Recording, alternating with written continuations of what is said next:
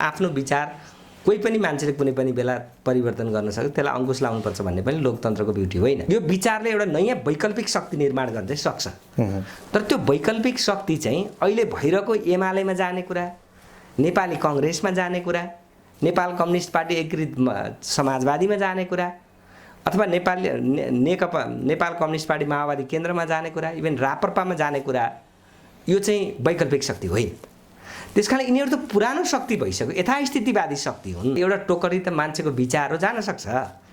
हिजो ज्ञानेन्द्र तपाईको एउटा समूह गए सुरुका समयमा, अहिले नेपालका लागि नेपाली पार्टीको रूपमा अगाडि बढिरहनु भएको छ, उहाँहरूलाई पनि शुभकामना छ। हामीले यो सडकमा विभिन्न नामका अभियानहरू जसको विचार चाहिँ मिल्छ, विचारै नमिलेपछि त ध्रुवीकरण हुन सक्दैन।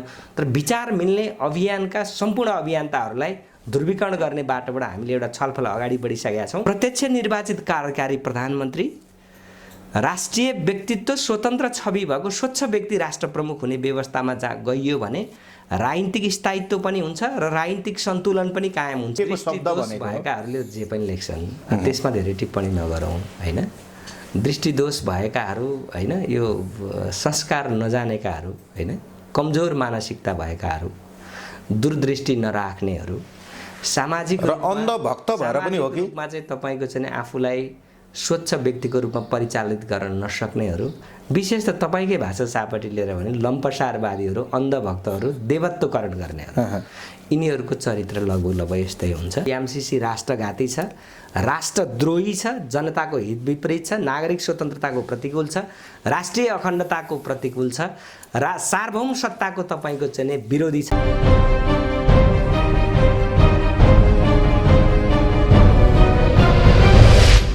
दर्शकबिन नमस्कार, म हरिप्रसाद पाठक, तपाईहरु हेर्दै हुनुहुन्छ मेकिङ नेपाल। आज हामीसँग हुनुहुन्छ हाम्रो नेपाल हामी नेपाली संस्थापक प्रवक्ता नन्द काप्री। ठ्याक्क आज 2 वर्ष भयो हाम्रो नेपाल हामी नेपाली अभियान जन्मेको। यो अभियानबाट केही व्यक्ति अहिले राप्रपामा गइसक्नु भएको छ भने केही व्यक्ति यथास्थितिमै हुनुहुन्छ। अब हामी अभियान चलाउँछौँ भन्ने सुनिसके पछाडि सत्य तथ्य के हो त?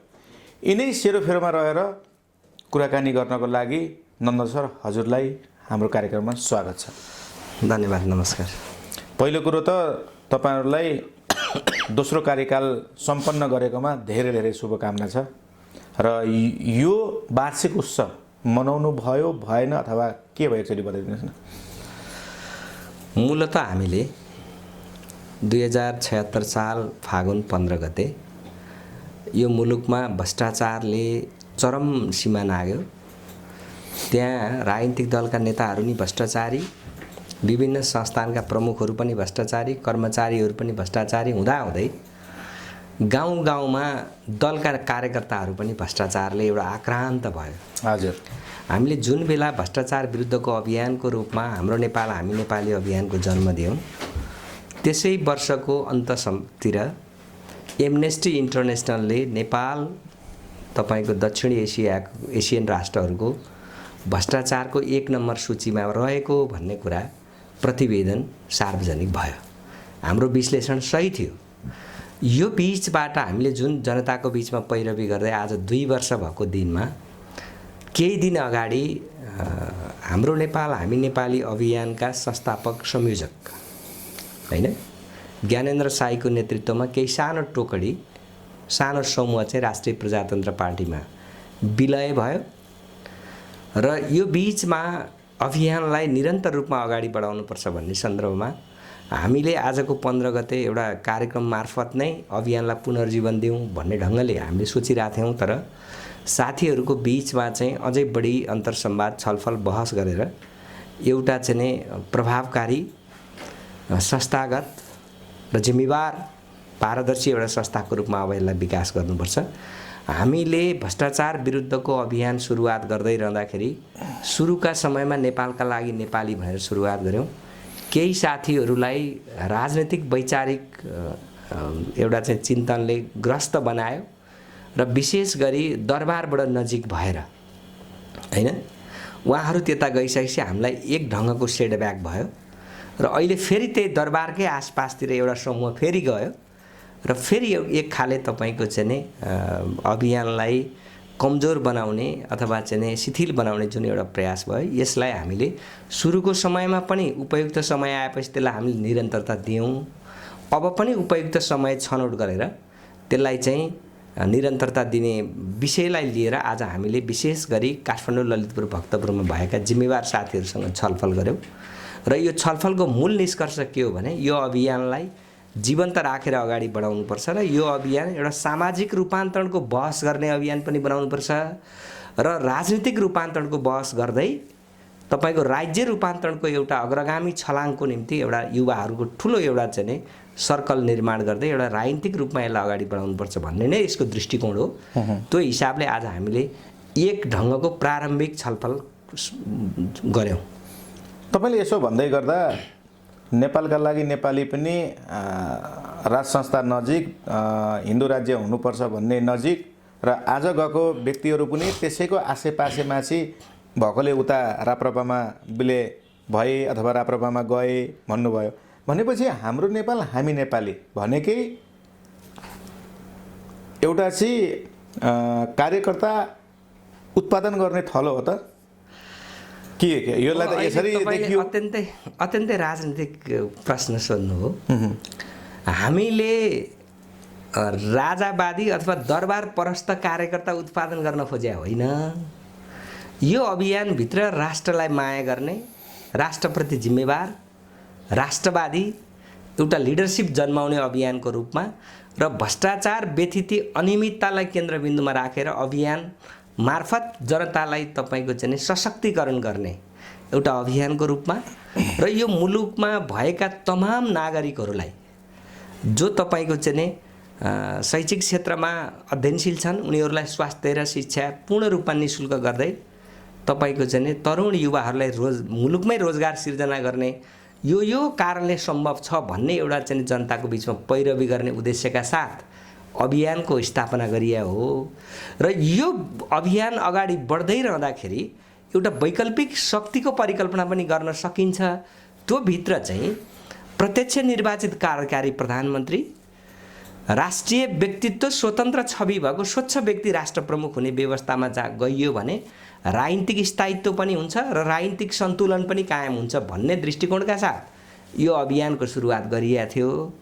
तर यहाँ केही लोभी पापी अवसरवादीहरूलाई चाहिँ कस्तो लाग्दो रहेछ भने अब चाहिँ यति बेला अगाडि बढ्यो भने त मुलुककै तपाईँको राज्यको बागडोरमा पुगिहाल्छु नि भन्ने एउटा अवसरवादी चिन्तनले घर गर्दै जाँदाखेरि केही साथीहरू दरबार वरिपरि अथवा चाहिँ दरबारको आसेपासेको वरिपरि पुग्ने जुन हरकत गर्नुभएको छ उहाँहरूलाई अभियानको तर्फबाट तपाईँको शुभकामना नै दिन चाहन्छौँ हामी। जहाँसम्म तपाईँले चाहिँ कार्यकर्ता जन्माउने एउटा चाहिँ अभियान हो त भनेर भन्दाखेरि अभियानबाट नेता जन्मिन सक्छ, तर राष्ट्रवादी देशभक्त नेता बनाउने हाम्रो एउटा सङ्कल्प हो। पुरानै चिन्तन पुरानै विचारबाट चाहिँ यो मुलुकको रूपान्तरण चाहिँ हुँदैन। व्यक्तिगत रूपमा मान्छेको व्यक्तित्व विकास कति हुन्छ के गर्छ भन्ने समयक्रमले निर्धारण गर्ने कुरा हो। जहाँसम्म तपाईँको चाहिँ अभियानभित्रबाट एउटा व्यक्तित्व विकास हुने, नेतृत्व विकास हुने होइन, एउटा नागरिकको बिचमा चाहिँ एउटा सच्चा सामाजिक अभियन्ता भएर चाहिँ नागरिकलाई देशको व्यतिथिका विरुद्धमा, तपाईँको भ्रष्टाचारको विरुद्धमा, अनियमितताको विरुद्धमा, तपाईँको कुसंस्कृतिका विरुद्धमा होइन, राजनीतिक अस्थिरताको विरुद्धमा यो बोल्न सक्ने, पैरवी गर्न सक्ने, बहस गर्न सक्ने एउटा क्षमता निर्माण गर्ने कुरा चाहिँ अभियानको उद्देश्य हो भन्ने लाग्छ।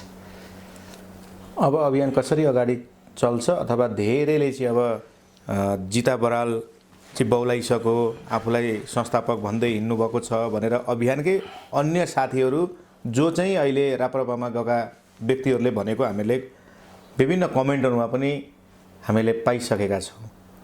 साँच्चै यो अभियान जीवित रहन्छ रहँदैन, ती व्यक्तिहरूलाई तपाईँ के भन्नुहुन्छ अथवा तपाईँका त्यस्ता कुनै शब्द? मुख्य कुरा चाहिँ तपाईँले हाम्रो अभियानको संस्थापकको साध्यक्ष हुनुहुन्छ जिता बरालजी, उहाँ चाहिँ स्वास्थ्य शिक्षा विभागको प्रमुख पनि हुनुहुन्थ्यो।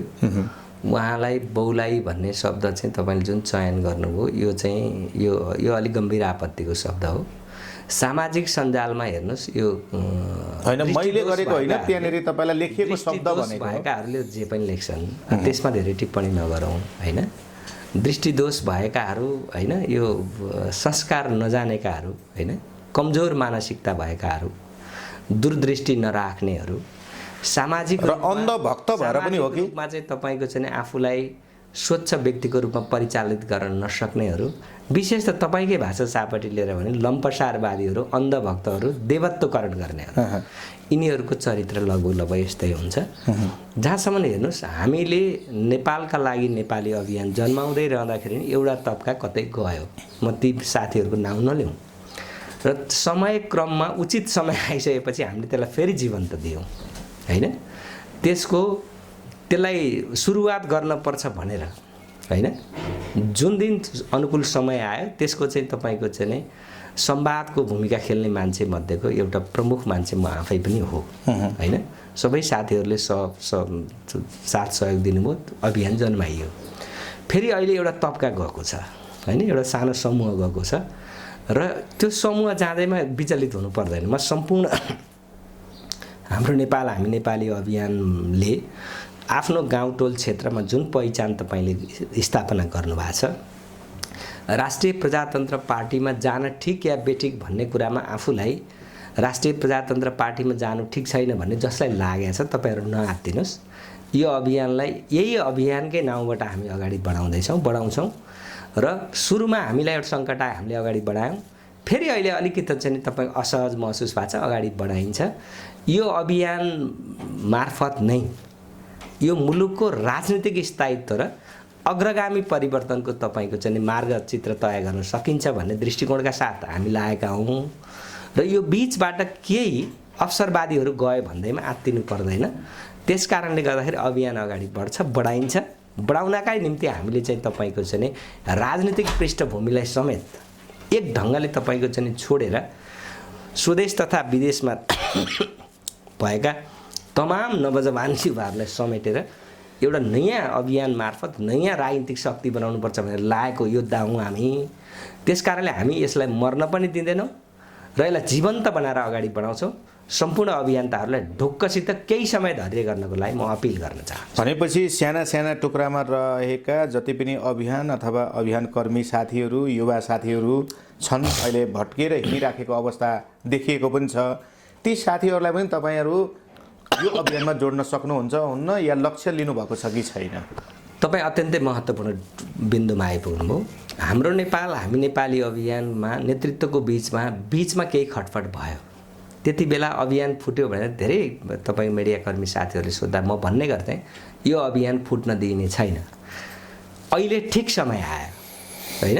अब हामीले यो अभियानलाई अगाडि बढाउने भने चाहिँ यही अभियानलाई निरन्तरता दिने हो, फुट्न दिने होइन। त्यसकारण एउटा टोकरी त मान्छेको विचार हो, जान सक्छ। हिजो ज्ञानेन्द्र तपाईँको एउटा समूह गए सुरुका समयमा, अहिले नेपालका लागि नेपाली पार्टीको रूपमा अगाडि बढिरहनु भएको छ, उहाँहरूलाई पनि शुभकामना छ। र अहिले अर्को एउटा समूह ज्ञानेन्द्रजीको नेतृत्वमा गएको छ। उहाँहरूको एउटा विचारको कुरा हो। हेर्नुहोस्, आफ्नो विचार कोही पनि मान्छेले कुनै पनि बेला परिवर्तन गर्न सक्छ, त्यसलाई अङ्कुश लाउनुपर्छ भन्ने पनि लोकतन्त्रको ब्युटी होइन। त्यस कारणले गर्दाखेरि अभियानलाई अभियानकै रूपमा अगाडि बढाउनका निमित्त हामीलाई कुनै पनि समस्या बाधा अडचन हुने छैन, हुँदैन। त्यस हिसाबले गर्दा पनि हामी अभियानलाई निरन्तर रूपमा अगाडि बढाउँछौँ। जहाँसम्म तपाईँको अरू सानातिना चाहिँ अभियन्ताहरूलाई के गर्ने भन्ने कुरा छ, हामीले यो सडकमा विभिन्न नामका अभियानहरू जसको विचार चाहिँ मिल्छ, विचारै नमिलेपछि त ध्रुवीकरण हुन सक्दैन। तर विचार मिल्ने अभियानका सम्पूर्ण अभियन्ताहरूलाई ध्रुवीकरण गर्ने बाटोबाट हामीले एउटा छलफल अगाडि बढिसकेका छौँ। त्यस कारणले त्यही छलफलको एउटा चाहिँ सुरुवातको क्रममा आज पनि हामी छलफलमा थियौँ र विगतदेखि हामीले यसलाई चाहिँ तपाईँको छलफलमा ल्याइरहेका छौँ। र समय क्रममा एउटा ठुलो विशाल एउटा चाहिँ युवाहरूको नेतृत्वमा एउटा नयाँ शक्ति निर्माण गर्ने सिराबाट एउटा अभियानको सुरुवात हुनेछ। त्यो तपाईँहरूलाई हामी सार्वजनिक रूपमा बोलाएर घोषणा सभा गरिहाल्छौँ, यहाँहरूलाई पनि जानकारी भइहाल्छ। भनेपछि अब यो अभियान हिजोको जस्तो हुने छैन, फेरि पनि टुक्रिने छैन। यही अभियानलाई नै भोलि चाहिँ पार्टीमा परिणत गर्न सकिने छ, अन्य पार्टीहरूमा जाने छैन, के छ समयको? अब यो अभियान भने चाहिँ विचार हो है। बिचमा अभियानलाई व्यक्तिले नाममा चाहिँ तपाईँको मेरो अभियान भनेर जुन सञ्चार गर्ने कोसिस भयो, हामीले त्यसलाई चिर्न सकेनौँ नै भन्ने लाग्छ। त्यसमा हाम्रो पनि कमजोरी रह्यो। तर यो अभियान विचार हो होइन, यो कसैले निगाहले निर्माण गरेको चिज पनि होइन। यो अभियानमा जति मान्छे लागे ती यो विचार ठिक छ भनेरै लाग्यो भन्ने लाग्छ हैन। त्यसकारणले यो विचार हो, यो विचारले एउटा नयाँ वैकल्पिक शक्ति निर्माण गर्न चाहिँ सक्छ। तर त्यो वैकल्पिक शक्ति चाहिँ अहिले भइरहेको एमालेमा जाने कुरा, नेपाली कङ्ग्रेसमा जाने कुरा, नेपाल कम्युनिस्ट पार्टी एकीकृत समाजवादीमा जाने कुरा, अथवा नेकपा नेपाल कम्युनिस्ट पार्टी माओवादी केन्द्रमा जाने कुरा, इभन राप्रपामा जाने कुरा, यो चाहिँ वैकल्पिक शक्ति होइन। त्यसकारण यिनीहरू त पुरानो शक्ति भइसक्यो, यथास्थितिवादी शक्ति हुन्। यिनबाट सबैभन्दा छोटो समय तपाईँको चाहिँ नि राजनीतिक रूपमा स्थापित भएर आजसम्म चाहिँ देखा परेको पार्टी भने त राप्रपा हो, जो 31 वर्ष भयो। 31 वर्षको राप्रपा सबभन्दा कान्छो होइन। कम्युनिस्टहरू त झन्डै 69 वर्ष भयो, काङ्ग्रेस 73 वर्ष भयो, 74 वर्ष भयो। त्यसकारणले यो यथास्थितिवादी चिन्तन, यथास्थितिवादी दृष्टिकोण राखेका पार्टीहरूबाट यो मुलुकको रूपान्तरण हुँदैन। मुलुक धिरिङ त चल्छ नै, फेरि यो स्वाभाविक कुरा हो। हिजो जसरी चलेको थियो चल्छ, तर यसलाई अग्रगामी तपाईँको चाहिँ रूपान्तरणका निम्ति होइन, प्रगतिशील रूपान्तरणका निम्ति, अग्रगामी विकासका निम्ति, जनमुखी परिवर्तनका निम्ति चाहिँ यो यथास्थितिवादी शक्तिबाट सम्भव छैन। अहिले राष्ट्र र विदेश होइन, विश्व बुझेका नवजवान युवाहरू जो तपाईँको चाहिँ टेक्नोलोजीमा पनि अत्यन्तै तपाईँको चाहिँ उत्कृष्ट छन् होइन, जानकार छन्, जसले तपाईँको स्वदेश र विदेशको कम्प्लिट तपाईँको वर्ल्ड बुझेका छन् होइन, र विश्वको राजनीति बुझेका छन्, त्यस्ता नवजवान युवाहरूलाई जोडेर एउटा वैकल्पिक शक्ति बनाउन सकिन्छ भनेर हामीले यो अभियानको स्थापना गरेका हौँ। जहाँसम्म हामीले यो अभियान स्थापना गर्दै रहँदाखेरि हामी सुरुमा 13 जना कार्यकारी समितिमा थियौँ। तीमध्ये 10 जना त हामी अहिले अभियानभित्रै छौँ होइन। तपाईँको चाहिँ यो अभियानलाई पुनर्जीवित जीवन दिनुपर्छ भन्ने पक्षमै छौँ। बाँकी 3 जना मान्छेलाई समेटेर चाहिँ ज्ञानेन्द्रजी त्यहाँभित्र छिर्नु भयो। त्यसकारणले यो अभियान चाहिँ कमजोर मान्छेहरूबाट निर्माण भएको होइन होइन। 10 जनाभित्र धन्दै तपाईँको चाहिँ 7-8 जना त डक्टरै छन्, विद्यावारिधि गएका विषय विज्ञहरू छन् होइन, जसले राजनीतिक रूप क्षेत्रमा पनि एउटा चाहिँ विषय विज्ञता हासिल गरेका छन्, अन्य सामाजिक क्षेत्रमा पनि विषय विज्ञता हासिल गरेका साथीहरू हुनुहुन्छ। त्यसकारणले ती साथीहरूको बुद्धि, विवेक होइन, दृष्टिकोण, आचरणलाई समेटेर हामीले यो अभियान जन्माएका थियौँ। र बिचमा प्रकारान्तरले तपाईँको चाहिँ केही साथीहरूले यसलाई चाहिँ आफ्नो बाउकै बखौता जस्तो ठानेर जसरी राप्रपाभित्र बुझाउने हरकत गरे, उहाँहरूप्रति म धेरै टिप्पणी त गर्दिनँ। तर यो अभियान तपाईँहरूले जसरी हामीले सबै बुझायौँ भन्नुभयो, हामी संस्थापक कार्यकारी समितिका त 10 जना छौँ, केन्द्रीय सदस्य कति छन् र सिंह अभियन्ता कति छन् भन्ने कुरो त समयक्रमले पुष्टि गरौँला होइन। त्यसकारणले केही सानो समूह जाँदैमा हामी अत्तालिहाल्नुपर्ने होइन, अभियानै चाहिँ अब सिद्धियो कि भन्नुपर्ने यस्तो अवस्था चाहिँ होइन। र यसलाई हामी तपाईँको अझै मर्यादित, जवाफदेही र पारदर्शी बनाएर जनताको पक्षमा तपाईँको वकालत गर्ने, पैरवी गर्ने एउटा सशक्त तपाईँको अभियानको रूपमा अगाडि बढाउने जुन हाम्रो विगतको दृष्टिकोण हो, अहिलेको दृष्टिकोणमा पनि हाम्रो कुनै तपाईँको फेरबदल भएको छैन। र यसलाई नै हामी एउटा वैकल्पिक शक्तिको रूपमा, राजनीतिक शक्तिको रूपमा अगाडि बढाउने सङ्कल्पका साथ हामी अगाडि बढ्छौँ। यसको मतलब के हो भने यो अभियान सामाजिक रूपान्तरणमा पैरवी गर्ने, राजनीतिक वैचारिक कार्यदिशामा पनि पैरवी गर्दै अगाडि बढ्ने एउटा सशक्त अभियानको रूपमा हामी विकसित गर्छौँ। अन्तिममा पनि हामी आइसकेका छौँ र मैले एउटा अन्तिम प्रश्न जोड्न पनि चाहेँ। चुनाव नजिकै छ, यता नेपाल सरकारले एमसीसी पास गर्ला जस्तो अवस्थामा पनि पुगिसकेको छ। अब तपाईँहरूको एमसीसीको लागि के कस्ता कदम चाल्नुहुनेछ र चुनावमा तपाईँहरू कसलाई सहयोग गर्नुहुनेछ अथवा के छ तपाईँहरूको रणनीति, योजना के छ? जहाँसम्म हेर्नुहोस्, एमसीसीको विषयमा त मलाई अत्यन्त खुसी लाग्छ।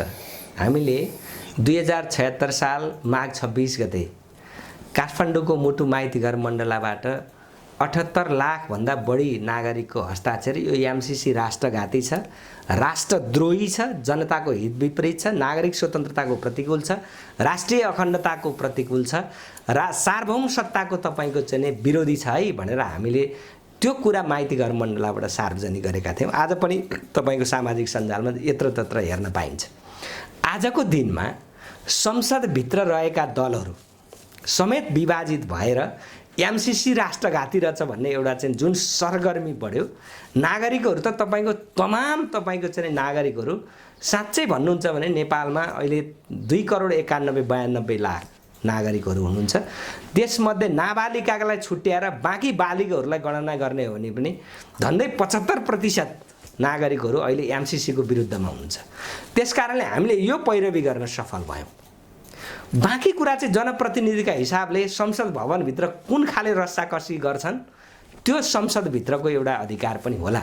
तर नेपाली नागरिकहरू एमसिसीको विरुद्धमा छन्। एमसिसीको विरुद्धमा जुन दल या व्यक्ति जान्छ ऊ आउने चुनावमा सखाप हुने एउटा स्थितिमा पुग्छ। हजुर। र तपाईँले अहिले जुन अर्को कुरा के भनिरहनु भएको छ भने अब स्थानीय चुनाव, प्रतिनिधि सभा, प्रदेश सभाको चुनाव जो आउँदैछ भन्नुभएको छ, यसमा तपाईँहरूको भूमिका के हुन्छ भन्ने कुरामा जहाँसम्म छ, हामी यसलाई तपाईँको चाहिँ नै राष्ट्रियताको पक्षमा, जनजीविकाको पक्षमा र तपाईँको जनता र राष्ट्रलाई केन्द्रबिन्दुमा राखेर जसले चुनावी तपाईँको चाहिँ अभियान अगाडि बढाउँछ त्यसका चाहिँ सहयोगीका चाहिँ एउटा चाहिँ पात्रको रूपमा हामी रहन त सकौँला।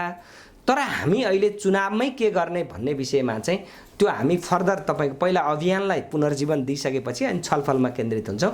त्यसपछि चाहिँ त्यो कुरा चाहिँ सार्वजनिक रूपमा भन्न सकिने अवस्था हुन्छ जहाँसम्म हामी देश र जनताको प्रतिमा हामी प्रतिबद्ध हुन्छौँ भन्ने नै हो। अन्तिममा मैले सोध्न छुटाएका तपाईँलाई भनौँ लाग्ने अथवा जुन सेरोफेरोमा रहेर आज हामीले छलफल गऱ्यौँ अरू त्यस्ता शब्दहरू पनि बाँकी छन् भने अन्तिम हाम्रो तपाईँको मिडिया मार्फत म सम्पूर्ण नेपाली नागरिकहरूलाई र विशेष गरी संसदमा प्रतिनिधित्व गर्ने राजनीतिक दलका नेताहरूलाई अब तपाईँले जुङ्गाको लडाइँ, भोटको राजनीति बन्द गरेर एमसिसी राष्ट्रघाती छ भने जुन 75% भन्दा बढी बालिग नागरिकहरूको जुन अभिव्यक्ति छ, तपाईँका झोले कार्यकर्ता भन्दा बाहेक सम्पूर्ण नागरिकहरू एमसिसीको विरुद्धमा छन्।